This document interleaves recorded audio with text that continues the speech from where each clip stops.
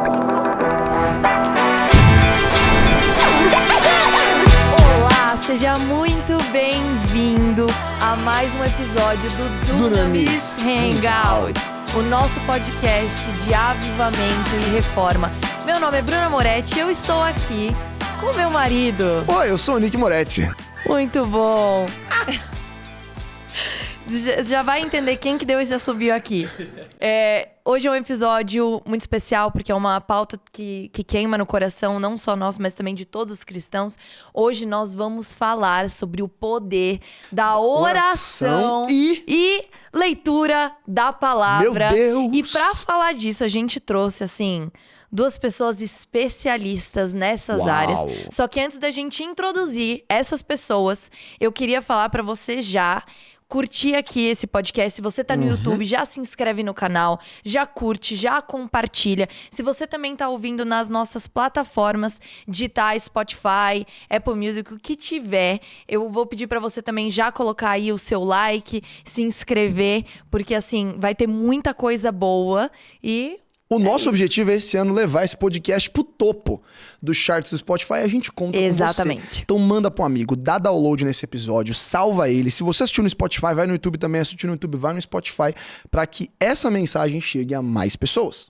É isso aí. E então, sem mais delongas, vamos apresentar, eu quero né? apresentar aqui que nós temos hoje um homem de oração, uma referência na política, um homem que me ensina muito, que eu tenho uma admiração pessoal, Henrique Kriegner. Por favor, se apresente. E aí, Nick? Tudo bem, Bru? Tudo bem, pastor? Prazer estar aqui, feliz demais estar aqui com vocês. Eu sou o Kriegner, faço parte do Dunamis e, como o Nick falou, tenho tido aí o privilégio de estar à frente da nossa parte de intercessão, tanto no Dunamis quanto na minha igreja local também, a Zion Church, e é para mim um privilégio mesmo, porque eu acho que não tem privilégio maior que a gente poder entrar na presença de Deus, interceder por ali, através dali e também orar, segundo a palavra. Então é um grande prazer. E eu também tenho essa parte, como o Nick falou, da parte política. É uma coisa que queima no meu coração e é o que eu tenho me dedicado também a levantar novas lideranças políticas aqui no nosso país. Glórias a Deus e... Além de...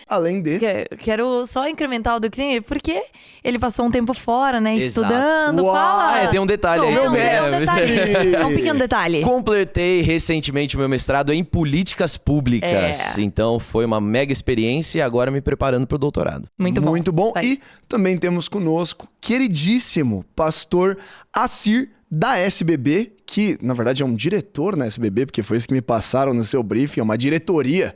Aqui é um prazer ter, a gente é muito amigo da galera da SBB, é um prazer ter você aqui com a gente, pastor. Olá, Nick, olá, Bruna, Henrique, ainda não vou falar o sobrenome, não vou arriscar. Tá tudo bem. Mas é um prazer estar com vocês aqui. Meu nome é Assir. Eu trabalho na Sociedade Bíblica há 20 anos. Uau. Já passei em várias regiões do país. Comecei em Curitiba, que é a minha cidade, Porto Alegre, Belém, 11 anos de Rio de Janeiro. E agora estou chegando aqui em São Paulo. Agora eu entendi. Você é muito legal pra ser um curitibano. Mas tem 11 anos de Rio. Ô, louco.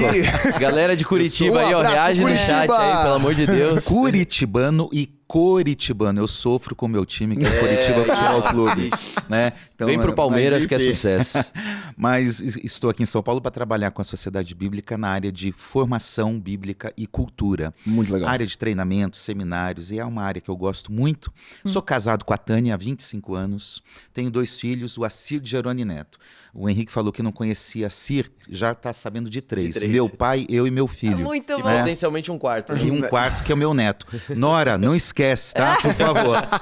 Pauta de oração hoje. Mantém o legado vivo. Reunião às 10h30 da noite. E também tenho a minha filha, que é a Isabela, e tenho trabalhado nessa área, também gosto da área de educação, tenho mestrado em educação pela Universidade Federal, tenho doutorado em teologia na PUC do Rio, concluí meu pós-doc agora na UMESP, aqui em São Paulo, pesquisando um pouquinho da história da Bíblia. Eu sempre gosto dessa área, né?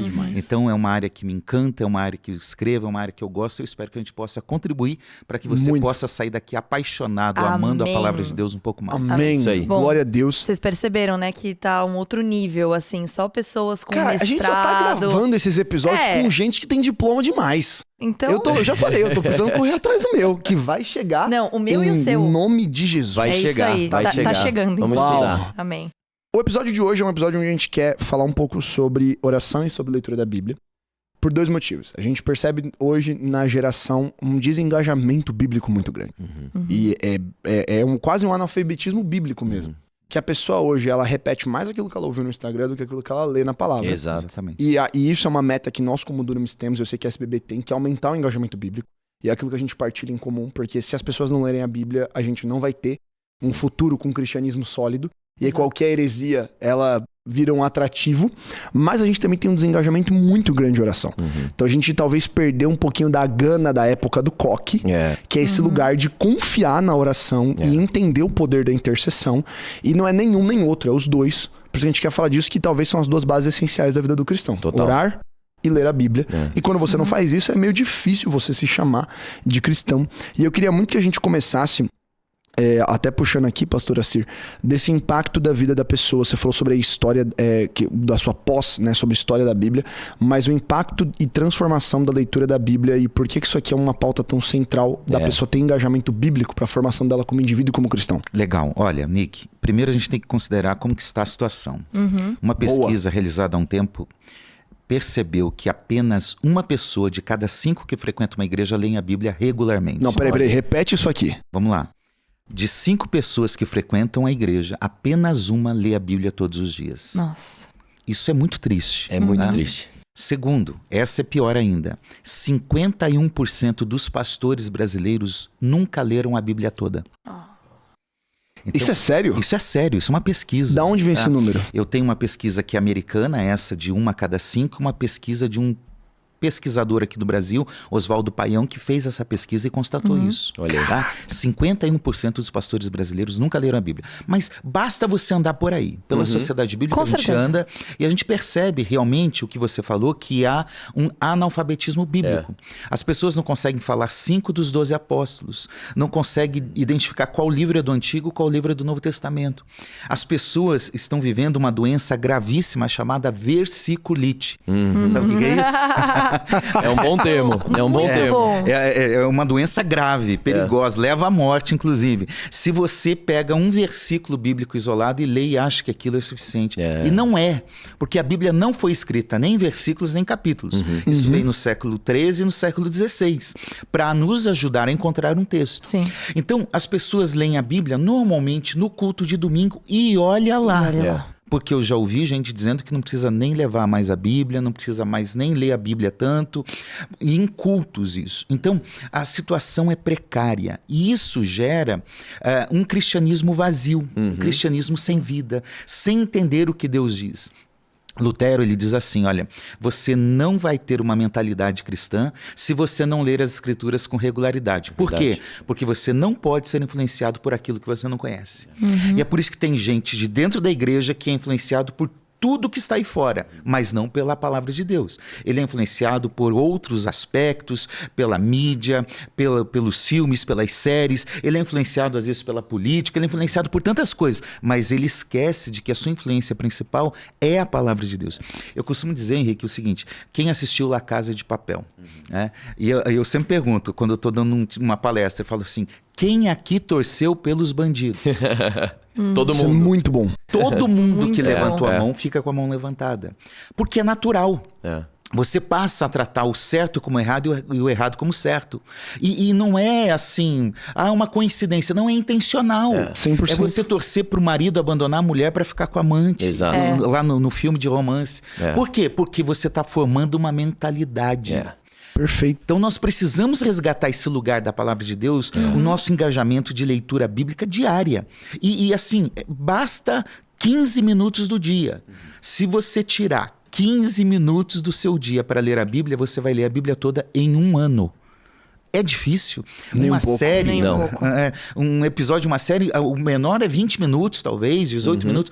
Gente, é 15 minutos você lê a Bíblia toda. Então é possível melhorar, é possível avançar, é possível se apaixonar por aquilo que Deus diz. E a gente precisa voltar para a palavra. E mais louco ainda é se você parar pra pensar que se você gastar 1 hora lendo, você lê a Bíblia inteira em 3 meses. aproximadamente. Então você consegue ler a Bíblia, tipo, 3 vezes em um ano, se você dedica 1 hora de leitura. E aí entra essa desculpa mesmo. Por que a gente tá num lugar, não apenas de onde a gente não lê, mas eu acho que é legal a gente entrar no segundo passo, que é, a gente hoje não é capaz de interpretar a palavra. Então, a gente se torna refém de interpretações alheias, as quais a gente não sabe as bases, a gente não sabe as fontes, mas fulano disse, então deve ser. Então, eu tenho tão pouca familiaridade com o texto que eu aceito qualquer interpretação. E aí, a pessoa pode falar, e o grego é tal, e você vai falar, não, é isso aí e tal, porque eu não tenho recurso também. Eu acho que não é só uma ignorância do texto, mas é uma ignorância dos aparatos também que cercam o texto, porque eu não tenho relacionamento nenhum com ele. Sim. E a hermenêutica bíblica é fundamental. Que uma compreensão, uma leitura equivocada gera uma compreensão errada que gera uma prática totalmente errada. Muito bom. Então, se eu não entendo o que Deus está dizendo, eu não vou agir de acordo com o que Deus está dizendo. Por isso que é fundamental. Eu gosto de dizer, todo crente, todo cristão é um intérprete. Para o bem ou para o mal. Em maior ou menor intensidade. Porque eu leio o texto aqui e eu procuro aplicá-lo na minha vida. Isso é interpretação. Então, interpretação, a fazer hermenêutica é coisa para pastor, para pregador. Não. Hermenêutica é algo básico que todo cristão deveria ter na vida. E o que é hermenêutica na definição? Só pra gente trazer aqui essa definição pra quem tá ouvindo aqui. Pra você, porque parece difícil, mas não é. É necessário. O termo vem de Hermes, o deus grego que transmitir as mensagens dos deuses. Então, é pegar a mensagem e transmitir a mensagem de forma compreensível para os seres humanos ou entre outros deuses. Esse é o termo lá dentro do mundo grego. Porém, isso quer dizer o que hoje, tecnicamente? É trazer o significado, aclarar o sentido, explicar. Por quê? Nem sempre, e em boas partes das vezes que nós lemos a Bíblia não poderá ser lida ao pé da letra. Eu preciso entender o que está acontecendo antes, depois, qual é a motivação do autor, qual é a necessidade dos receptores. Então, hermenêutica é explicar a Bíblia, interpretar a Bíblia. Ó, o texto está dizendo isso e eu quero explicar que isso significa isso, isso e isso. A partir de várias etapas, que envolve o contexto, que envolve a história, que envolve a cultura, que envolve a estrutura. Será que eu posso ler um texto em Provérbios da mesma forma que eu leio um texto de Paulo? Muito bom. Muito bom. Envolve a estrutura do livro, o gênero literário. Envolve o princípio teológico do livro, porque a Bíblia não é um livro qualquer, a Bíblia tem uma intenção teológica. É o Deus que se revela nas páginas da Bíblia e que quer se tornar compreensível. Então há uma intenção teológica de Gênesis 1 a Apocalipse 22, a gente estava falando, há um fio invisível, há um enredo, há uma intenção de Deus ao se revelar. Então nada que está na Bíblia vem ao acaso. Tudo que está ali tem uma intenção. Isso é muito bom de lembrar. Nada é por acaso que está escrito na Bíblia. Nada é por acaso. Então, há um princípio. E, claro, o princípio prático. Agora que eu entendi, eu posso saber tudo que estava no grego, no hebraico, na cultura, mas o que isso tem a ver com a minha vida hoje? Perfeito. Como eu vou viver hoje? Por isso que interpretar a Bíblia é fundamental. Tem um ponto que eu acho muito interessante que você falou, pastor, que é essa questão de, por você não interpretar corretamente, você começa a ter práticas que são muitas vezes antibíblicas. E isso vem desde pregadores aí de internet, vamos dizer assim, até pastores grandes com nomes. Eu lembro que uma vez eu fui, eu e Nick, a gente foi num culto e uma pessoa que é relevante, assim, no meio cristão, compartilhou uma palavra sobre Moisés e essa pessoa falava assim... Lá vem. E era início do ano. Então, sabe quando você tá ali no plano de leitura? Então, pegou bem a época que eu estava lendo Êxodo. Tá? E aí a pessoa ela virava e falava assim: porque a mãe de Moisés tá falando lá no texto que ela amamentava Moisés e ela ia ensinando sobre a cultura judaica. Aí eu olhei assim, eu falei, não, essa pessoa ela realmente entende da Bíblia, então eu vou abrir o texto que eu estava lendo. Acho que eu tô errado, né? Eu tô errado, não é não tem como. E eu lembro que eu abria ali no meu celular e eu começava a ver, eu falei, Nick, isso não tá na Bíblia. Aí o Nick, Bruna, fala baixo. Eu falei, não tá na Bíblia. E aí... É que a Bruna... Ela levantou na igreja. Isso aqui, Com licença, com licença. Se você não tá entendendo, a Bruna não é uma pessoa acomedida. Ela é uma pessoa um pouco expansiva. Então a gente tá num silêncio de pregação e ela me solta em alto e bom tom, isso aqui não tá na Bíblia.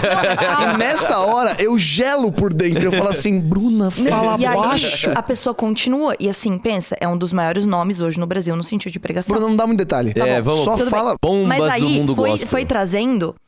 e falava assim, isso aqui tá na Bíblia. E aí eu ia que nem doida. Aconteceu umas 3 vezes isso. Falei, não tá na Bíblia, não tá na Falou Bíblia. que a mãe de Moisés era uma mulher de oração e intercessão. E então, assim, como ela O que orava. ele tava pensando? E eu falei, não sei. mano, que extensão Não de sei. texto você Mas pegou? a questão é... eu via que ali as pessoas elas estavam concordando. E pra mim era muito óbvio que tava errado, porque eu leio a Bíblia. Mas você vê só pelos rostos fazendo assim... Os améns e os glória a Deus. Amém e glória a Deus. Você fala assim, cara, isso leva uma prática que é muito extensa. Exato. Sim. Então, uma pessoa influente com esse tipo de posicionamento, isso desce pra todas as camadas. Então, a importância do... Independente se a pessoa ela é um super pregador, eu preciso anotar a palavra e eu preciso em casa, mesmo se eu não souber, eu preciso em casa verificar se aquilo que aquela pessoa falou é realmente verdade. Atos diz o seguinte, que os de Bereia eram mais nobres. Por quê? Porque enquanto Paulo pregava, eles iam confirmar. Paulo está dizendo isso que está nas Escrituras. Eles iam para o texto para dizer, realmente está. Muito bom. Então veja que isso é fundamental. Nós não podemos comer qualquer coisa. A gente precisa ver. Isso realmente está aqui? Será que está escrito É checar desse a tabela jeito? nutricional. Exato. Deixa eu ver se é verdadeiro, né? Exatamente. E na aplicação... Desculpa, pode falar. Não, eu ia só falar que isso é um alerta gigantesco, porque hoje em dia... Tá em alta essa questão do abuso espiritual e essas coisas, que é uma questão... Você me adianta a pauta, eu adoro. Manda porque, bala. cara, é verdade. Manda Assim, é uma bala. questão verdadeira e legítima? Claro que é. A gente não pode permitir isso no corpo de Cristo. Mas muita coisa que as pessoas chamam de abuso espiritual é porque, na verdade, o cristão, membro daquela igreja, não fez a lição de casa. Então tem uma parcela de responsabilidade que não tá só no púlpito. Ele vai se ver com Deus, se cometer algum crime tem que pagar e enfim, não tô passando pano nesse sentido. Porém, qual é a nossa lição de casa? Né? Que eu tô lá na igreja, o pastor tá pregando uma coisa antibíblica, eu tenho que esperar um influenciador de internet pegar o vídeo para poder fazer um corte e explicar que aquilo tá errado. Tem algo de errado com o meu apreço das escrituras, o meu apreço pela palavra de Deus e o meu próprio relacionamento com Deus, que é entender e falar, pastor, deixa eu dizer aqui, porque também tem uma questão, o pastor Assir pode falar muito melhor, que é a questão da formação dos líderes no corpo de Cristo no Brasil, né? Quantos que não estão à frente de igrejas pregando e que não tiveram uma formação teológica, não falo nem até de um seminário muito extensivo, assim, de pós-doc, uma coisa muito profunda, mas minimamente uma instrução, né? E a gente vê hoje cada vez mais essa tendência de montar pregação que é, deixa eu ver, eu quero falar isso pra igreja. Então eu quero, não Deus quer, eu quero falar isso pra igreja. Deixa eu ver jogar no Google. Versículos sobre alegria. Exato. A igreja tá meio cabisbaixa, eu vou falar de alegria. Versículos sobre alegria. E eu vou pensando outro, e aí acaba com a hermenêutica, né? Não tem contexto, não tem nada. E eu acho que não é só na hermenêutica, mas até já plugando no ponto da oração, é a falta da devoção e do zelo. Exatamente. Porque eu tô pregando algo que eu não tenho revelação. Exatamente. Eu não levei aquele texto em oração, aquele texto não mexeu com o meu coração. Né? Eu não fui eu não recebi arrependimento, eu não fui constrangido, eu não fui inspirado. E eu gosto de uma frase muito boa que o Teófilo um dia falou, o pastor Teófilo falou, esse texto não é meu. E meu não no sentido de propriedade, mas ele não faz parte da minha jornada. Ele é um texto que eu ainda não congreguei com ele. Eu li ele, mas ele não virou verdade na minha vida, ele não me transformou, eu não fui confrontado, eu não fui apaixonado. Então eu tô pregando um texto. Eu não tô pregando revelação. E isso faz parte também da falta de oração. Total. De, tipo, às vezes a gente vai ver pregador que vai montar uma pregação, a gente vai dar uma palavra na nossa célula, no nosso grupo de jovem, e a gente não leva a palavra em oração. A gente não submete aquilo ali ao tempo de oração, porque a gente não ora de maneira comum. Imagina orar pra pregar. Exato. E às vezes o que foi? Tipo assim, não ora nem pra orar. Quanto mais pra pregar. Então, e é perigoso quando eu não oro e eu oro pra pregar. Exatamente, porque muitos vão para isso. Exato. Eu tenho que pregar, eu tenho que ensinar, então eu vou orar. Sabe, é uma oração... É rir pra não chorar. De barganha. Deus, eu tô orando aqui pro Senhor me abençoar lá, Exato. Isso não cola. E até pregação, né? O pastor Luciano Subirá uma vez falou que chegaram pra ele e falaram assim, pastor, o que você lê pra pregar? Aí ele falou, não, eu não leio para pregar. Eu prego porque eu leio. Eu prego porque eu oro, não é o contrário. E dá pra perceber a diferença, né? Você percebe quando aquilo vem de uma revelação, quando aquilo foi trabalhado, ou quando aquilo tá sendo um discurso, tá sendo cuspido. Essa é a verdade, assim. O termo é chulo, mas tá sendo cuspido. Você pegou a informação, entrou na cabeça, você cuspiu. É racional, é um discurso. Não veio pro coração, não desceu pro espírito, não tocou a alma, não fez. Dá pra perceber. E não gera uma transformação. Não gera transformação. Verdadeira. A igreja percebe pastor, isso. Você falou um dado antes da gente começar, que eu queria que você trouxesse aí dos pastores. Pera, ele já trouxe esse dado? Já trouxe. Foi no ar. 2 vezes, perdão.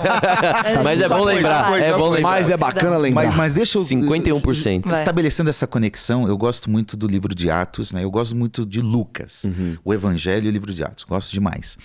E Lucas é o evangelista que dá ênfase à oração e dá ênfase à palavra. Em Atos, você tem 33 vezes ele dizendo assim, e oraram, e clamaram, e orou. Então, 33 vezes há momentos que a igreja primitiva parou para orar.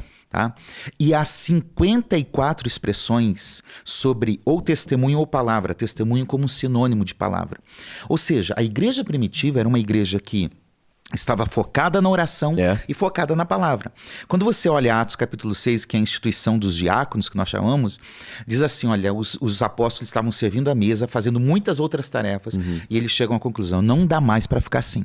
O que eles fazem? Atos 6,4, nós nos consagraremos, nos dedicaremos à oração e ao ministério da palavra. Muito bom. Eles estabeleceram uma prioridade, né? Se nós não estabelecemos prioridades, os outros vão estabelecer por nós. Exato. Se você não parar para dizer, eu vou ler a Bíblia, vou orar todo dia, durante tal tempo, em tal momento, outras pessoas vão fazer. E eu vou dizer um negócio triste. Você nunca vai chegar num lugar que você não estabelecer como prioridade. Então, se a oração não for esse lugar para onde você vai, e a palavra não é o lugar para onde você está ouvindo Deus falar, você nunca vai viver aquilo que Deus tem para sua vida. É fundamental esses dois aspectos, tanto a oração quanto a palavra. E a gente falou da fraqueza do músculo da leitura, mas acho que é legal você puxar, Kriegner, essa fraqueza dessa geração da intercessão. E você, como alguém que lidera ministério de intercessão, eu nunca vi um engajamento, às vezes, tão grande nessa nova geração quanto a gente tinha na anterior. E até vira um jargão, porque o ministério de intercessão, ele vira o ministério das pessoas mais velhas. Exato. E não das mulheres, e das mulheres. Por favor. Das mulheres mais velhas, e não dos homens jovens e... Fica uma coisa assim, se você vai, e eu já rodei muitas igrejas assim, fazendo workshop, treinamento, seminário, seja que quiser, sobre oração e intercessão, e sempre é essa mesma demográfica. São geralmente mulheres e mulheres mais velhas. E é como se o ministério de intercessão fosse aquilo que você faz quando você já não tem força para fazer mais nada. Ou quando você vai se reunir. A reunião de oração é quando você não tem força para evangelizar, ou você não tem tempo para pregar, você não tem tempo para dar estudo bíblico, você não... Vai lá para a oração então, vai lá, é segundo lugar. E como o pastor trouxe aqui, a oração ela é fundamental para a igreja, né? Sem oração a gente não consegue avançar, como lá em Atos, né? Da questão do quanto que eles perseveraram na doutrina dos apóstolos, na comunhão, no partir do pão e na oração. Então, é uma disciplina que a igreja não pode perder. E eu diria que tem uma mudança acontecendo, porque a gente vê muito a oração guiada pela necessidade. A oração, ela... Bem brasileiro isso, bem brasileiro. Apertou ali, então temos que orar, né? E tudo bem, é válido, porque realmente, na hora do socorro, a gente precisa mesmo. Ainda bem que estamos correndo ao Senhor. Ainda bem, né? Que eu vou morar no céu. Ainda bem, na hora do aperto, você tá levantando a mão falando, Jesus, me ajuda aqui. Então, pelo menos nessa parte tá indo bem. Mas existe um aspecto da oração que é a questão da construção. Não é só do remediar, do curar, do tapar o buraco, buraco, de apagar o incêndio, que é Deus me livra dessa enfermidade, Deus me livra do passarinheiro, do laço aqui. Não.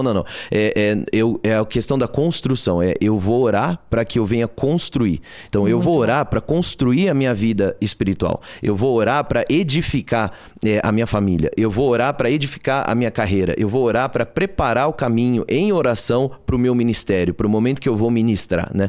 E isso requer disciplina. Isso requer da gente, como o pastor trouxe, a questão da priorização. Então, eu falo que o maior inimigo da oração, a gente pode entrar nisso já, que é o orgulho. Não é falta de tempo, não é o Satanás.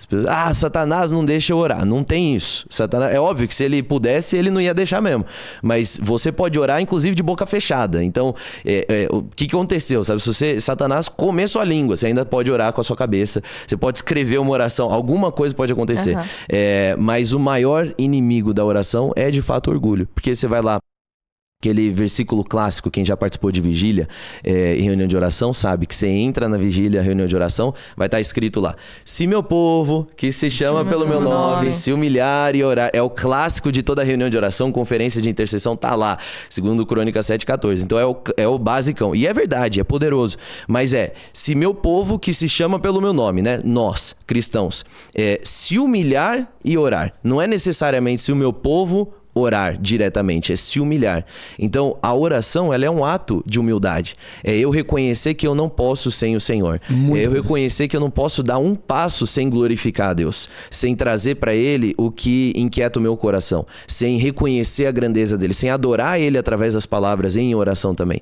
Então, quando eu entendo isso, aí eu falo, peraí, então realmente eu não sou tão forte quanto eu penso que eu sou. Eu não sou tão ungido quanto eu penso que eu sou. Se não for pelo Senhor, o meu próximo suspiro não pode acontecer.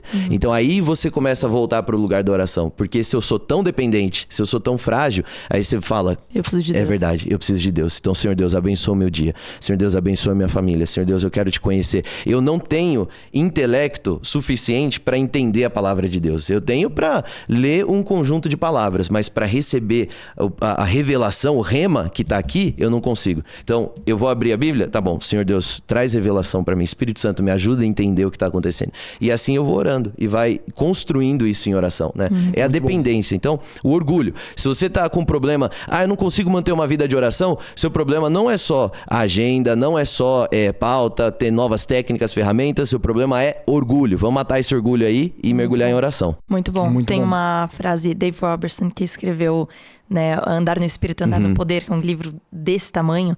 Tem uma frase, né, parafraseando aquilo que ele falou, que é: se o cristão soubesse os impactos da oração, da transformação no caráter, em todas as áreas da vida, ele falaria que, na verdade, ele não tem tempo para não orar. Exato. Sabe o que é legal? É porque a oração, nesse sentido, Henrique, é uma declaração de insuficiência. Exato.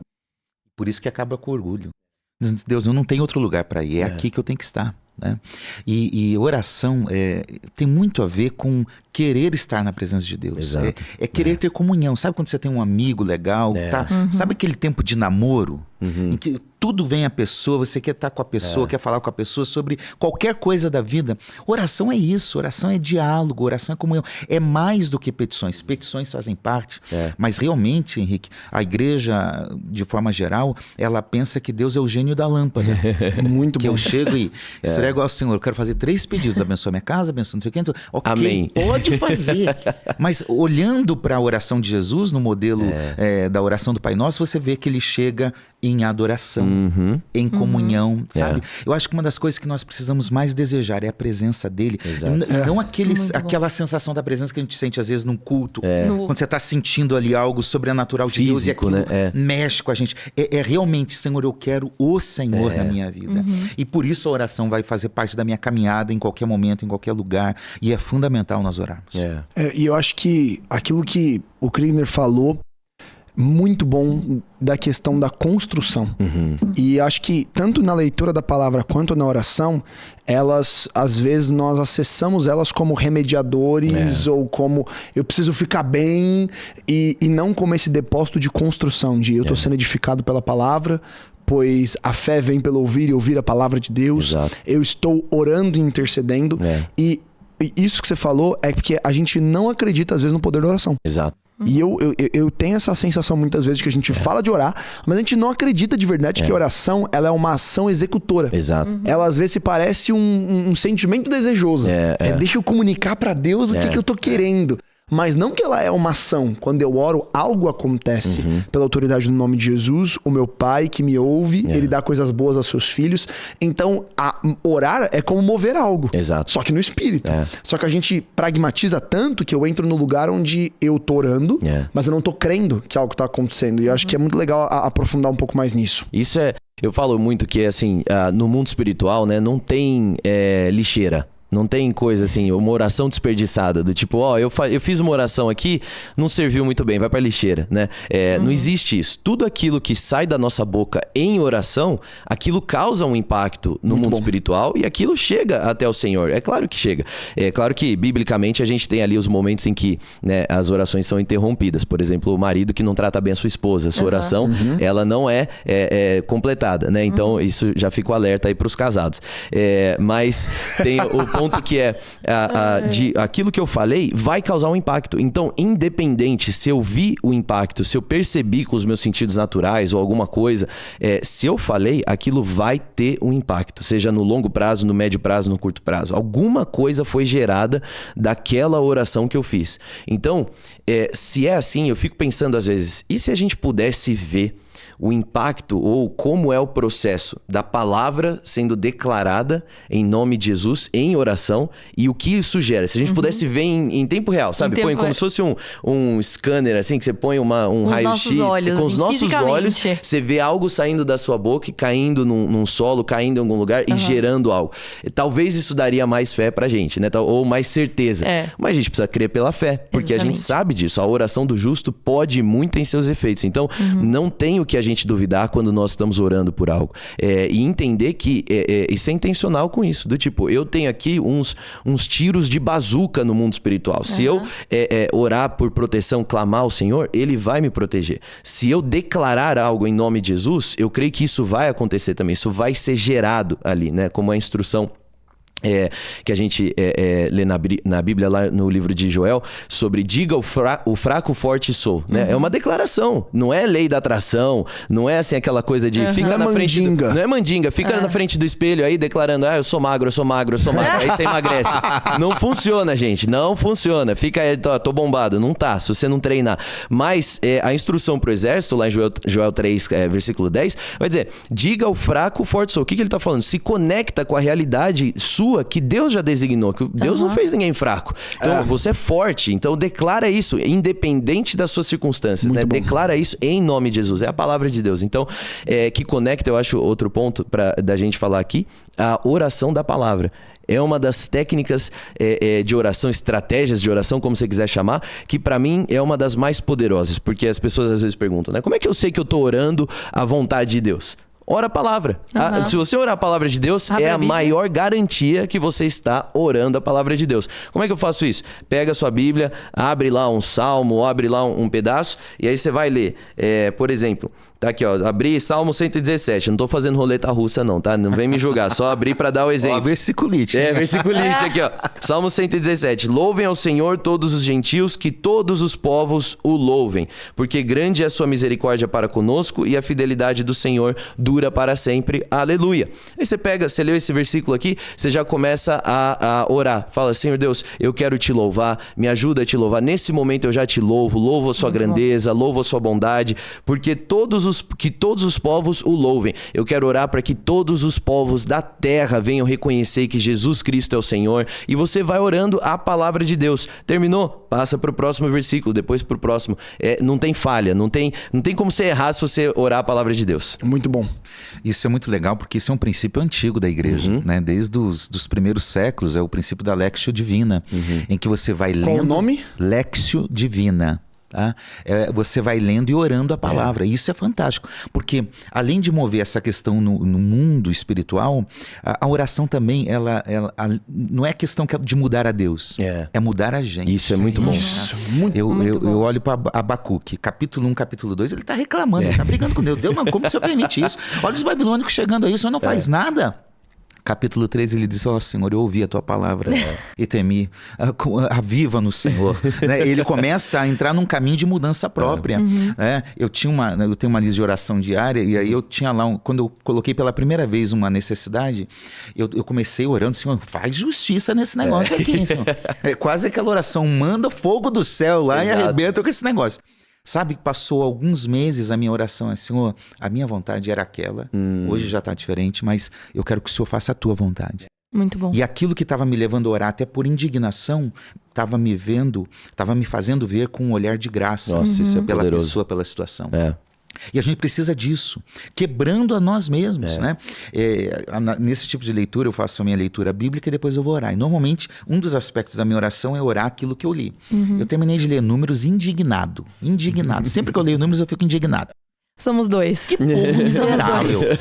Que povo miserável. Viram o mar se abrir, o maná desceu, Deus libertou, milagres acontecendo, fogo, nuvem, tudo. E aí o povo vai para idolatria, para prostituição.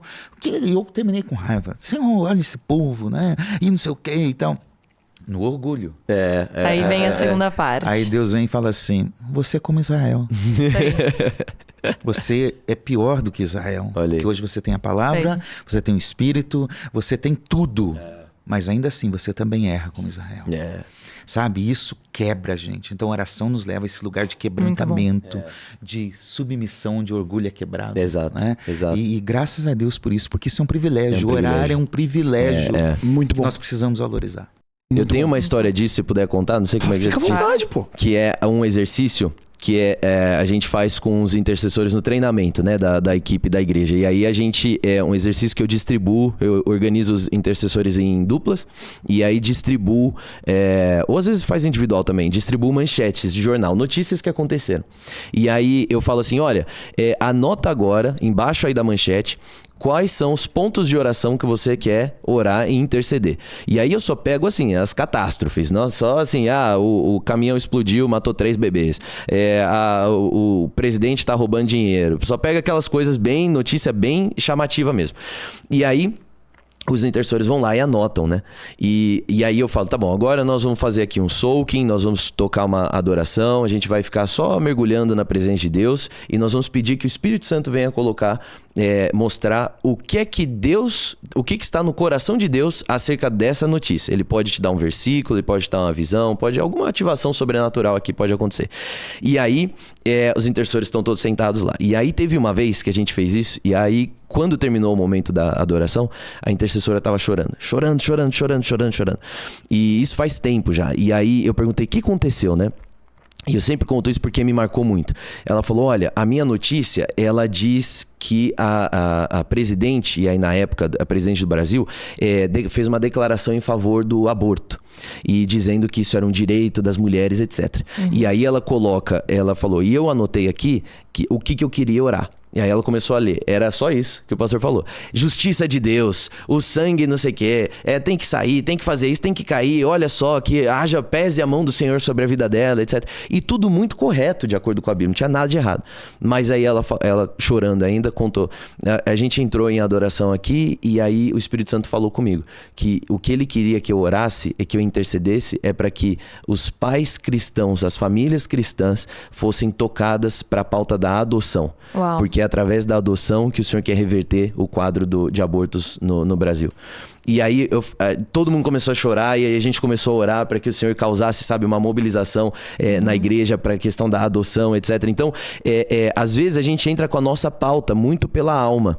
A gente olha para uma situação e a gente vê, Deus precisa disso, precisa daquilo.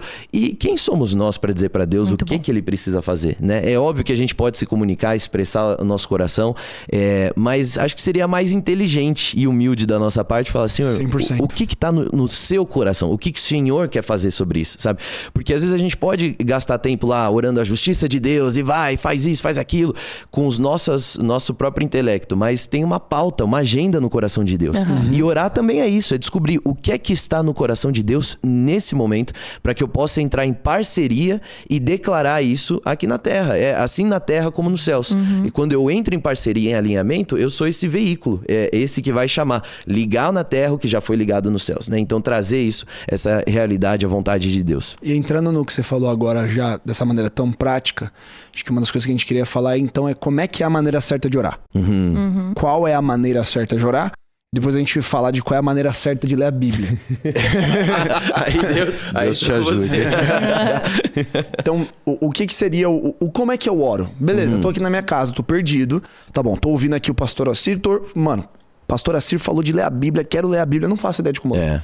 O Krigner falou de orar, não faço ideia de como orar. Como eu oro? Boa. Acho que a primeira coisa que a gente pode dizer é que a oração correta é a oração sincera. Deus está procurando o coração sincero, e a oração que não é sincera, ela não tem longevidade. Na verdade, não vai dar conta. Então, não se preocupa com formatos, não se preocupa. Na verdade, a oração formatadinha, a oração cheia de palavras bonitas. Já viu? Pessoas que usam aqueles termos que nem sabe, parece que está cantando o hino nacional, né? Excelentíssimo, amantíssimo. Exato. E aí vai. E aí são vários pronomes para poder se referir ao Senhor. E aí muda. E é hino nacional, assim. Não, o lábaro que ostenta as estrelado, não sabe mais o que significa no meio da oração. Então, esquece muito tudo isso, os maneirismos de oração. Não precisa tremer a voz, não precisa levantar a voz para orar. Não precisa falar assim? Não precisa começar a mudar. Você já viu? Tem gente que muda o sotaque quando vai orar. Eu já reparei isso.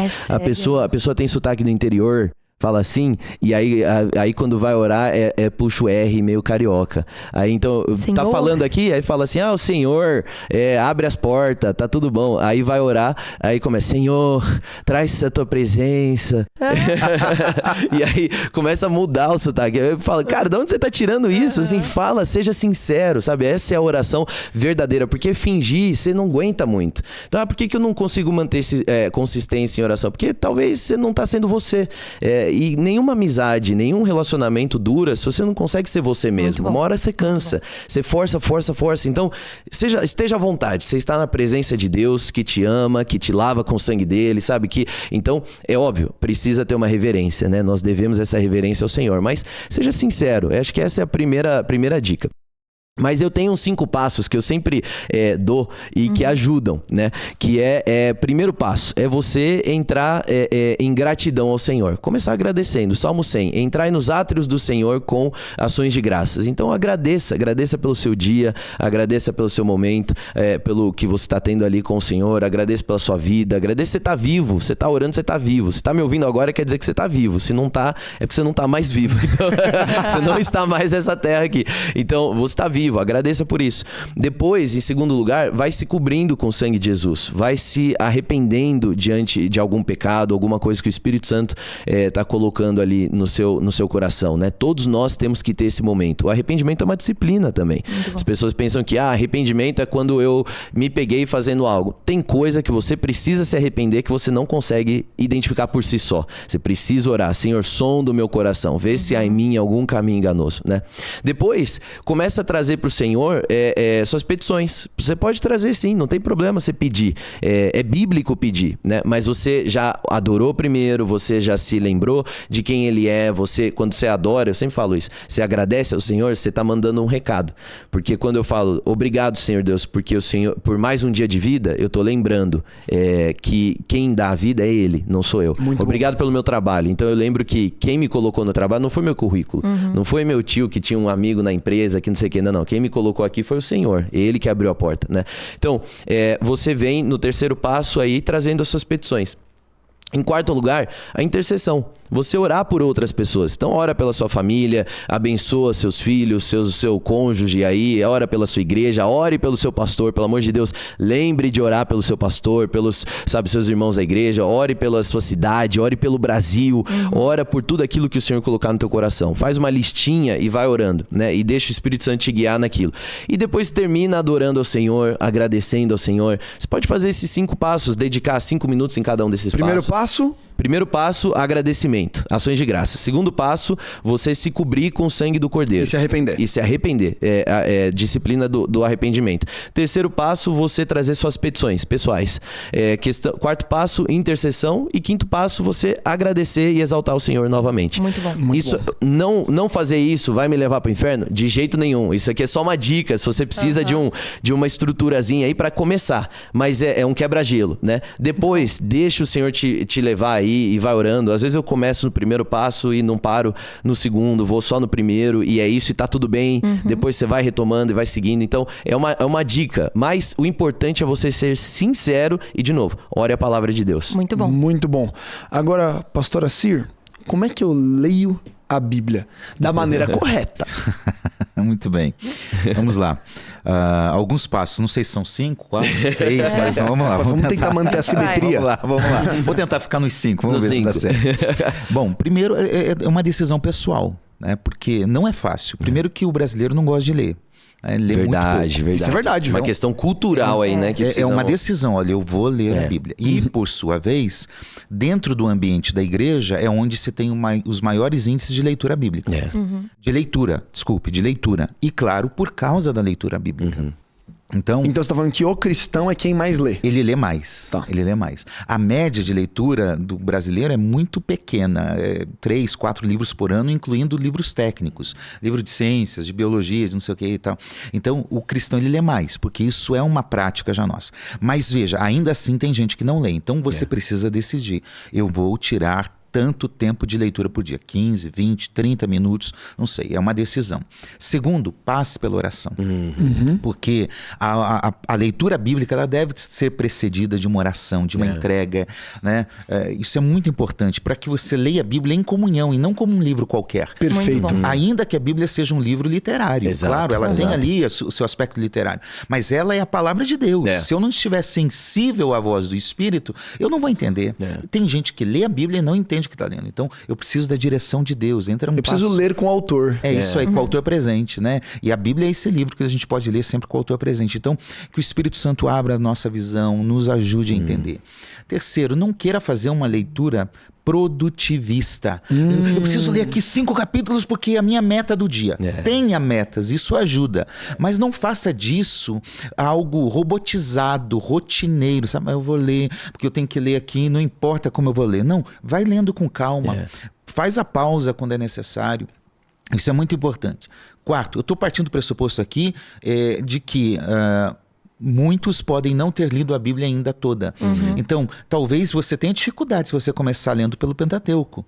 Tá? Então, quando chegar ali em Levítico, meu filho, você vai parar, você vai travar e vai desistir.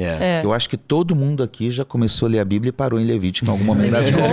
Ou Números, né? Ou Crônicas. Né? Os primeiros capítulos de Crônicas é só difícil. Só genealogia, gente. É difícil. E não pode pular genealogia, hein, pessoal? Não pode. Deus tá vendo. Deus tá vendo. Pular genealogia é um pecado capital. É pecado capital. Então, talvez ler livros alternados ou começar pelo Novo Testamento. Eu gosto muito, a minha prática de leitura é um livro do Antigo, um livro do Novo. Um livro do Antigo, um livro do Novo, começando pelo Novo. Uma boa dieta bíblica. Você vai equilibrando isso, tá? Eu gosto muito disso. Então, começa lendo Mateus, daí vai para Gênesis, depois vai para Marcos, depois vai para Êxodo, e assim você vai fazendo uma leitura bem tranquila, contemplando os dois aspectos, porque toda a Bíblia é a palavra de Deus, toda ela é inspirada por Deus, toda ela é útil. Cuidado com essa mania que está aí nas mídias, nos youtubers e por alguns influencers que diz assim, não, fique só com o Novo Testamento, alguns já estão dizendo, fique só com o Evangelho e esquece o resto. Não, você precisa de toda a Escritura, toda ela é a palavra de Deus, toda ela se completa. Quinto, acho que vai passar de 5. Tudo bem. Flui. Aí o Krigner vai ter que dar mais 2. A gente iguala. Muita gente não consegue ler a Bíblia porque a tradução que tem não ajuda. Tá? Eu ia perguntar disso. Está dizendo que uma tradução é ruim? Não. É que existem diferentes traduções, com diferentes propostas, com diferentes metodologias para se interpretar, para se traduzir o texto. Então, escolha uma tradução que seja acessível para você compreender. Porque se você lê uma tradução antiga com termos muito rebuscados, né, difíceis, que você tem que toda hora recorrer ao dicionário, isso vai te cansar. Então pega uma tradução mais simples, mais fácil, que vai te ajudar. Eu quero recomendar duas principais aqui. Uma delas, para quem gosta de uma tradução um pouco mais formal, de João Ferreira de Almeida, é a Nova Almeida Atualizada. NAA, que a gente usa aqui no Dunamis em quase tudo que a gente faz. Exato. Muito bom. Então a NAA é excepcional, é o meu texto de pregação, é o meu texto de leitura, ainda que quando eu vou pregar eu leio mais de 10 traduções comparando cada uma delas, né? Agora, pastor, eu ainda quero uma leitura talvez mais fácil para o meu filho, para o meu jovem, para o adolescente que nunca leu, não imagina nada da Bíblia. Então, eu recomendo a Nova Tradução na Linguagem de Hoje, que é uma linguagem simples, né? Que ela traz a ideia do significado e não palavra por palavra. NTLH. NTLH. Isso vai te ajudar também. Que é uma leitura mais introdutória para a pessoa se familiarizar com o texto. Para evangelizar. Para quem não tem familiaridade com a Bíblia, essa tradução vai ajudar demais, tá? Na evangelização também. E, claro, procure recursos que podem te ajudar. Se você lê um texto que não entendeu, tem bíblias de estudo que pode ajudar, tem comentários que pode ajudar. Às vezes, procurando bons conteúdos na internet podem ajudar a entender melhor aquele texto. Então, e assim, dentro de uma igreja, de uma comunidade, procura o pastor, procura o professor, procura o líder e fala, me ajuda aqui, eu não entendi isso aqui. Então, esses passos foram só 6, eu acho que tá bom. Foram 7 com a conversa, mas 7. foram muito bons. Foram 7? Então vamos para 8. Que 7 seria o conversa na comunidade. Isso. Fale com o seu 7 é o pastor. número perfeito, né? Tem planos bíblicos já prontos para você que quer ler. Olha, eu quero ler sobre um tema. Plano. Isso começa, faça um plano de leitura. Muito bom. Perguntando agora pra gente passar até, você falou da questão do estudo, né? Do material complementar e etc. Teria algum material que você recomenda como um bom material nessa mesma questão da tradução? Porque eu acho que esse tipo de insight é um insight muito valioso pra quem tá escutando.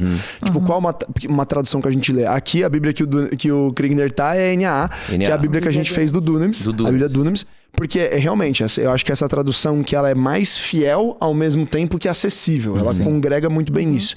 Mas beleza, vou querer estudar mais a Bíblia. O que seria um bom material introdutório? Só um ponto sobre isso. Eu acho que tem muitos cristãos que eles leem a Bíblia, mas eles não sabem qual é o próximo passo. Então, qual o tipo de material que leva eles para um novo nível teológico, mesmo não fazendo uma faculdade de teologia. Tem uma palestra que eu levo 2 horas para dar, eu vou falar aqui em 2 minutos, tá? Mas você consegue. São alguns níveis de relacionamento e crescimento na palavra de Deus. Começa pela audição. Os aplicativos hoje estão disponíveis com áudio. Começa ouvindo no carro. Ou vai lendo ouvindo, isso é muito ajuda, bom. tá? Então, o primeiro nível é da audição. Segundo é da leitura. Vai ler o texto. Terceiro, estudar o texto, porque leitura pode te deixar no raso, mas estudar vai te aprofundar. Tá? Quarto, para guardar aquilo, guarda a palavra, deixa aquilo ficar ali mexendo com você, né? te confrontando, te ajudando, guarde a palavra. Quinto, pratique a palavra, porque Tiago 1:22, se nós só lemos e não praticarmos, estamos nos enganando. É verdade. Sexto, anuncie a palavra. Você vê que a tua vida vai estar envolvida pela palavra, desde a audição até a hora. Eu quero compartilhar com você o que está aqui na Bíblia. Tá? Então, esses são alguns passos que a gente pode dar nessa caminhada de imersão no mundo bíblico. E ferramentas, bíblias, tem, por exemplo, eu vou citar aqui uma da Sociedade Bíblica, que é a Bíblia de Estudo NAA. São quase 50 mil notas de estudo. Que legal. Além de artigos, além de textos. Por exemplo, Gênesis 1 e 2, que a gente estava conversando, são os 2 versículos na página, o resto é tudo comentário. Tá? Por uma equipe bem diversificada. São mais de 100 pessoas que trabalharam na obra. Então não é a visão de 1, de 2, mas é um grupo maior, é uma Bíblia bem equilibrada. Muito bacana. A NTLH de estudo também é boa, porque ela vai dizer, esse termo é uma cidade, isso aqui aconteceu assim, era essa história. Ela dá muitas informações históricas, arqueológicas, geográficas, que ajudam o leitor a entender o que está acontecendo no texto. Então ela também ajuda. Muito bom como recurso. Posso fazer uma pergunta? Claro. Vai. Pergunta aqui pode ser meio polêmica. À vontade. Mas eu tenho, pessoalmente, pastor, uma dificuldade com versões da Bíblia muito expandidas. na linguagem, assim. Olha lá. Sabe, aquela Fala que vai nome, trabalhando. Fala, Tem alguns Fala, nomes, Cris, né? tem alguns nomes. Não só... Fala. E aí eu fico pensando, porque ela é expandida de acordo com a visão de alguém que não é Deus, né? É assim, então vai facilitando, vai deixando uma linguagem meio romantizada, meio não sei o quê. Isso é religiosidade minha ou realmente é um perigo aí que a gente tem que tomar cuidado? Não tô dizendo que é heresia, mas ao mesmo tempo, assim, eu não gosto. Eu tô errado ou não? Pode ser as duas coisas, né? Pode até ser uma heresia, né? O público do Dunamis é um público jovem que tem acesso, né, a essas novas bíblias que estão surgindo São muito por aí. populares, né? Como, por exemplo, a Bíblia, a Mensagem. Exato. Né, que tem a essa. pessoa que escreveu, inclusive um teólogo renomado, etc., que ele mesmo fala que não é uma Bíblia. Exato. Então, é só pra trazer esse contexto. Contextualizar, Tem aquela Passion Translation também, que tem em exatamente. português já. Bom, vamos lá.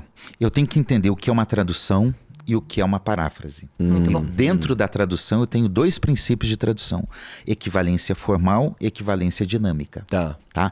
Quando eu entendo isso, isso já me ajuda. Legal. Então vamos começar pela paráfrase para a gente chegar à tradução. Uma paráfrase é uma leitura livre do texto, é uma interpretação do texto. E é isso que o Peterson diz no seu texto, né? Ele fez aquilo para tentar explicar a Bíblia para sua família, seus netos, se não me engano. Então, eu acho que é válido. Você pode trazer. Contudo, não se limite a esse tipo de leitura ou a esse texto. Por quê? Porque a gente precisa ir para um texto que esteja mais firmado nos princípios de tradução. Exato. Ponto. Segundo, vá para a tradução e entenda. Eu quero uma tradução mais formal. O que é uma tradução formal? É quando a pessoa pega o substantivo e procura um substantivo na língua receptora. Um verbo por verbo. E mantém a estrutura gramatical. Nem sempre dá para manter. Tá? Mas sempre que possível faz isso. A NA é isso. Formal sempre que possível. Dinâmico quando necessário. Legal. Tá? Muito bom. Então, formal é isso. Cara, repete esses 2 pontos que eles são muito legais. Formal quando preciso, dinâmico... Formal sempre que possível. Possível. Dinâmico sempre que necessário. A NA tem essa característica. Ela procura manter a estrutura. Muito bom. Nem sempre você consegue. Em qualquer língua que você está traduzindo, você às vezes tem que adaptar. Do inglês para o português, você tem que adaptar. Então, sempre que for necessário, faça a adaptação. E as traduções bíblicas todas, da mais formal a menos formal, a mais dinâmica, elas trabalham nesse pressuposto, tá? Muito bom. Então, eu vou dar um exemplo. A revista atualizada é uma tradução formal, a revista corrigida é uma tradução formal. A NA, ela é uma formal em diálogo com a dinâmica. Tá? E uma tradução de equivalência dinâmica é quando você pega a estrutura do texto, em vez de traduzir palavra por palavra, você vai traduzir o significado. Tá? Então, eu vou dar um exemplo. Quando a gente fala assim, good morning, o que a gente está falando? Bom dia. Bom dia. E você fez uma tradução formal ou dinâmica? Dinâmica. Formal. Não, seria uma boa manhã, seria boa formal. manhã, formal. Tá. Dinâmica, bom dia. Entendi, olha aí, ó. Aí, eu sou um Nick tradutor. é um linguista, ele é um Vem linguista. comigo, pô. Os bom dias seria Você entende? Good day. Eu posso traduzir literalmente boa manhã. Eu estou sendo correto? Ao que está escrito, sim. É a Mas preservação do sentido, mas alterando a palavra. Mas o significado é outro. Quando eu digo good morning, estou querendo dizer bom dia. muito bom, muito bom. Então a Bíblia é assim. Tem textos que estão ali que eu preciso compreender. Por exemplo, Amós 4:6. Né? As traduções formais dizem assim: por isso mesmo Deus dizendo para o povo: vos deixarei de dentes limpos em todas as vossas cidades. Eu posso pegar e deixar esse texto lá, formalmente. Mas o que aquilo quer dizer? O que é? Porque é uma expressão idiomática, uma expressão comum naquela língua. Não era uma campanha de dentista. Não era. Aquele Deus não é trailer da dentista. prefeitura que para na praça assim e faz... Eu tenho um amigo que diz assim: limpeza de dente, Exato. clareamento é tão caro e Deus está dizendo que vai fazer. Isso é Aleluia, isso é né? bênção. Então, é uma expressão Recebe aí, irmão. idiomática que eu preciso entender dentro do seu contexto. A NTLH, por exemplo, traduz assim: eu deixarei com que vocês tenham fome. Que é isso mesmo. Então, limpeza de dentes é passar fome. Então, o que é fidelidade? Eu tenho que ser fiel, é uma dupla fidelidade. Fiel ao texto, ao que Deus disse na sua palavra, lá nas línguas originais, no grego, no hebraico, no aramaico, mas eu também tenho que ser fiel ao meu receptor. Exato. Porque ele precisa entender a palavra de Deus. Neemias capítulo 8, versículo 8, quando o povo retorna do exílio, eles já não falavam mais o hebraico. E agora? Aí, Neemias 8:8 diz assim, eles iam lendo o livro da lei e explicando. Então veja que isso é importante, é que ouvir a palavra de Deus de forma que eu consiga compreender essa palavra. Perfeito. Muito Tá? Então eu posso ter a minha tradução do coração, eu tenho, mas eu tenho que entender que eu preciso sempre compartilhar essa palavra para que as pessoas entendam. Muito bom. Muito bom, muito pra bom. Pra gente encerrar, a gente falou sobre já? o impacto. Que é isso? Que horas Ô, são? A gente já tá Deu uma uma hora. hora. Ô, louco, passou Deu uma rápido. hora. Mas a gente falou um pouquinho do impacto da oração no nosso caráter, na humildade. E eu queria que a gente finalizasse, eu vou ler aqui alguns dados, e sobre a parte da leitura da palavra, no impacto que tem na nossa vida. E também pedir para você, pastor, falar a ferramenta que a gente pode utilizar também, porque tem um evento aí chegando muito especial para convidar vocês. Mas, bom, aqui a gente tem alguns dados e tudo que a gente está falando de dados e pesquisa vai estar na descrição para vocês verem que a gente não está tirando dados da nossa cabeça, né? Mas, bom, o impacto da leitura bíblica 4 vezes por semana reduz o sentimento de solidão em 30%, Olha aí. problemas de raiva 32%, amargura nos relacionamentos em 40%, alcoolismo 57%, sexo fora do casamento em 68%, aposta 74%, sentimento de estagnação espiritual 61%, assistir pornografia 61% e também o que é o mais incrível assim, que é o aumento do compartilhamento da fé em 200%. Aí. Você começa a compartilhar, né? 200% positivo e discipulado com os outros 230%. Então, são impactos realmente que geram em nós na leitura da palavra. E eu queria, pastor, pra gente encerrar, né? Que você falasse aí dessa ferramenta que tem pra gente aprender mais sobre a palavra. Muito bem, isso é muito legal, né? Quer ficar menos ansioso? Leia a Bíblia. Exato. Quer ter melhor relacionamento em casa? Leia a Bíblia. Muito bom. Quer enfrentar o pecado e vencê-lo? Leia a Bíblia. Isso vai ajudar em oração. Exato. Né? Bom, muito bem. A Sociedade Bíblica do Brasil, ela realiza encontros em torno da palavra, treinamentos sobre Pastor, a só palavra. um passinho antes. O que é a sociedade bíblica? Só pra quem tá ouvindo Vamos pela lá. primeira Muito vez. bem. Que é muito Muito bem. importante. SBB. Muito bem. Sou muito fã, inclusive. No século XIX, um grupo de cristãos decidiram, no período das missões protestantes na Inglaterra, vamos criar uma organização que tem a missão de levar a Bíblia a todas as pessoas. Isso surge com essa motivação e a partir da necessidade de uma menina, Mary Jones, que queria ler a Bíblia e não tinha a Bíblia acessível, então vamos criar uma organização para levar a Bíblia a todos em todos os lugares, numa forma que possam entender e a um preço que possam pagar, porque a Bíblia já foi muito cara. Então esse movimento surge em 1804 na Inglaterra e ele se espalha pelo mundo todo. Chega ao Brasil, quando Dom João VI chega ao Brasil, já chegam as primeiras Bíblias das sociedades bíblicas e a Sociedade Bíblica Americana e a Britânica vão trabalhando aqui no Brasil, até que em 1948 ele diz assim, chegou a hora dos brasileiros assumirem esse negócio, nós vamos embora. Tá? Então eles vão embora e deixam o trabalho bíblico na mão dos brasileiros e as igrejas se reúnem. A Sociedade Bíblica é uma organização que é interdenominacional, ela é formada por gente das mais diferentes denominações, ela não está presa a uma denominação. Por quê? Porque a missão dela é levar a Bíblia às pessoas.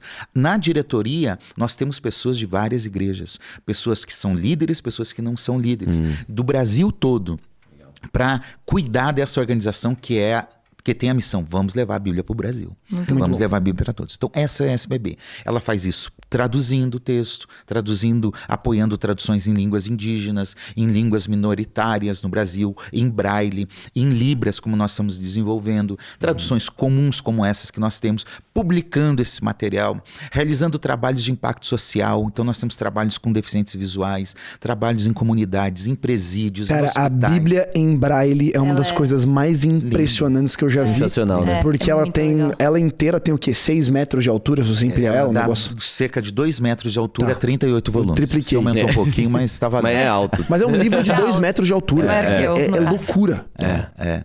E assim, um livro caro. Não é difícil, amor. A Bíblia mais cara da Sociedade Bíblica, que é a Bíblia em Braille, custa cerca de 5, 6 mil reais já atualmente. Nossa.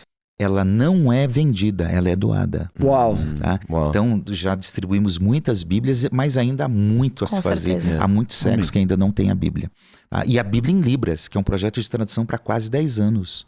Tá? Caramba. É um projeto difícil, nós estamos traduzindo E queremos levar a Bíblia para todas as pessoas. E no presídio, no hospital, e em comunidades, em associações, em orfanatos, asilos, a SBB doa material bíblico para esses lugares. Né? A SBB não é uma organização,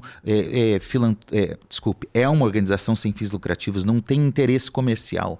Tudo que entra é para a causa, para a missão. Ela paga a estrutura, mas tudo volta assim Bíblia. Né? Então é bom conhecer, pode entrar no nosso site, conhecer um pouquinho, www.sbb.org.br.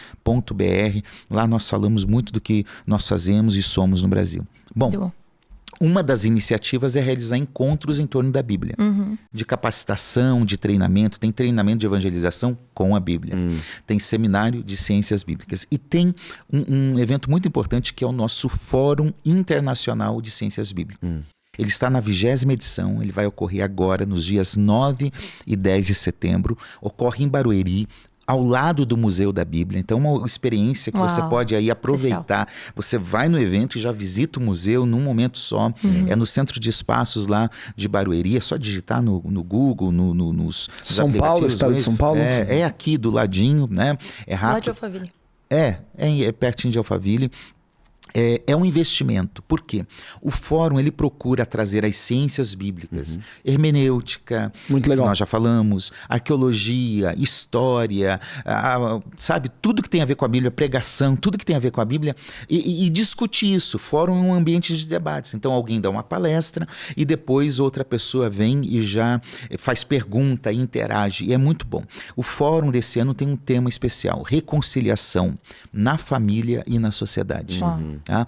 Qual é o papel da palavra de Deus para reconciliar a família? Muito bom. Que está muitas vezes se perdendo. Ou a sociedade, do jeito que ela está. Eu acredito que ela precisa da Bíblia. Então a gente vai discutir isso. Começa no dia 9, segunda, e termina dia 10, terça-feira. Começa às 14h50 e vai até às 21h30. Gente, o preço é um investimento mínimo. R$50. Nossa, muito bom. Muito acessível. Super acessível. É acessível, muito não é? acessível, com certeza. R$50. A inscrição é pelo Simples. Eu creio que a gente pode colocar aí o link para quem quiser. Eu quero falar os palestrantes que vão estar lá. Dr. Ernie Zeiber, que é o nosso diretor executivo, ele vai falar o tema da reconciliação na Bíblia. Onde está esse tema na Bíblia? O desembargador William Douglas. Que legal. Que é bem conhecido no meio evangélico, ele vai falar como que é essa questão no meio do trabalho. Ele tem uma Bíblia de estudo, Fé e Trabalho, em que ele relacionou princípios bíblicos ao ambiente de trabalho. Terceiro é o pastor Morgan Jackson, que vem dos Estados Unidos. Ele é um dos diretores daquele projeto A Fé Vem Pelo Ouvir. Lugares que a Bíblia não pode chegar em papel, ela chega de forma audível para as pessoas. Até mesmo tem um aparelhinho que se chama Proclaimer, que dentro de um ambiente sem energia, você mexe lá, roda, e você consegue ouvir a palavra de Deus. Então ele vai compartilhar sobre isso, como que a audição da Bíblia é importante no trabalho missionário e no trabalho da igreja. Pastor Tel Hayash, que vai falar sobre a reconciliação na sociedade. Gosto muito desse nome. Esse é demais. Esse não é bom demais. Pensei que ninguém ia falar nada, gente. Eu tava preocupado aqui. Que é isso? Não, gente, vamos prestigiar lá, pelo amor de bora Deus. todo mundo. Ele vai falar do papel da Bíblia na reconciliação na sociedade. Pastor Josué Gonçalves, que vai falar sobre a reconciliação na família. É alguém muito conhecido na área da família também. E o pastor Marcos Gladstone, que é um dos nossos diretores lá também, que vai tratar sobre a importância da oração na Bíblia. Olha aí, e de fazer parte da causa da Bíblia, apoiando, orando, doando, contribuindo. Então são muito essas seis temáticas. Você vai poder fazer perguntas. Vai ter também uma mostra especial. Vai estar um museu funcionando, mas vai ter uma mostra específica mostrando a Bíblia como uma bússola para a sociedade, para a família ao longo da história. Ou seja, tem muita Bem coisa completo. boa, bem completo. Vale a pena, participe do demais. nosso fórum, que certamente será especial. Muito bom. E se você quer aprender mais sobre oração especificamente, eu quero te recomendar um livro. Faz-me Igreja Orar. É esse? Esse daí. Então ótimo. Faz-me Igreja Orar, que eu escrevi junto com a pastora Ezenete Rodrigues, da Lagoinha, lá de Belo Horizonte, e que é uma das grandes referências que a gente tem aí na intercessão no nosso país. E foi um livro sensacional. A gente escreveu no período de preparação para o Descend, lá em 2020. Então foi uma direção, né, orando quando a gente assumiu a bronca aí do Descend, 9 meses antes do Descend acontecer. E aí eu orando, pedindo ao Senhor Deus, como é que a gente vai preparar isso tudo em oração? Qual que deve ser a nossa missão? E o Espírito Santo falou claramente assim, faz minha igreja orar. E aí a gente passou por uma jornada de 9 meses, ativando intercessores, ativando igrejas e torres de oração e tudo que você quiser. A gente chamou por 9 meses para estar em oração pelo Brasil, não só pelo decorrer do evento, que a gente queria muito que desse certo e deu, glória a Deus, mas pelo impacto mesmo desse que teve e foi realmente algo muito histórico, né? Então, o Faz Minha Igreja Orar, ele traz ferramentas práticas para você colocar a sua vida de oração em ordem e ser constante nesse lugar também. Muito bom. Glórias a Deus. E se você quer estudar teologia mais profundamente... Você quer estudar teologia. Você quer estudar teologia, aprender mais da palavra, aprender sobre oração, aprender mais sobre a intenção, vontade de Deus e como é que a gente se relaciona com ela. Eu quero te indicar para você que vai estudar na graduação em teologia da Faculdade Dunamis.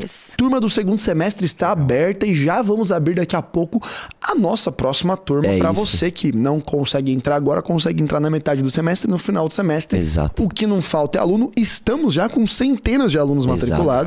É a nossa maior turma da Faculdade Dunamis, porque a gente acredita que a gente vai ter uma geração alfabetizada na Bíblia, apaixonada pelo Evangelho e que está comprometida com a causa da tradução, com a causa da intercessão e com a causa da pregação do Evangelho. E é isso. É isso aí. Muito obrigado. Bom, obrigada. Pastor Obrigado vocês. Mas antes de acabar, você não vai desconectar porque a gente vai orar. Boa. Eu não vai desconectar que nós vamos orar. Krigner, você pode Com certeza.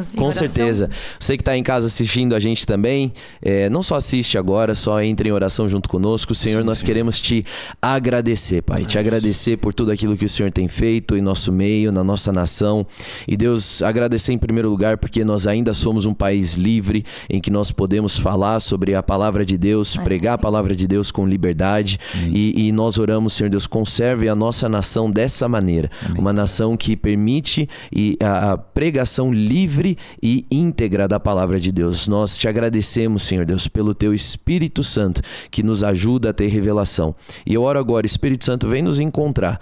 Nos encontra nesse momento, as pessoas agora, se estiverem conectadas em casa, no ônibus, onde que estiverem nos ouvindo, sejam encontrados agora pelo Espírito Santo de Deus, trazendo revelação, trazendo consolo, trazendo, Senhor, a orientação, a ajuda, o auxílio necessário para esse momento.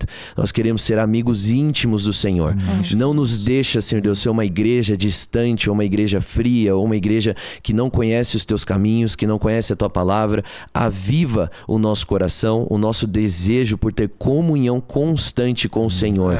Nós não queremos ser uma geração que perde o bastão, que deixa a peteca cair, que perde a visão. Essa visão que é tão importante para nós, porque a tua palavra diz que onde não há visão profética, o povo perece, o povo se desvia. Então nós queremos ser esse povo que na verdade é como a árvore plantada junto ao ribeiro de água, Senhor Deus, que medita na tua lei, que tem prazer na tua lei, mas que também, sendo essa árvore plantada junto ao ribeiro de águas, nós não murcharemos, não cansaremos e tudo que nós fizermos vai prosperar. Senhor, nos edifica nesse momento, levanta a tua igreja em afinco agora e prazer na tua palavra e também no lugar de oração, em nome de Jesus. Amém. Amém. Então é isso, encerramos aqui mais um episódio. Nós nos vemos semana que vem. É isso. Tchau.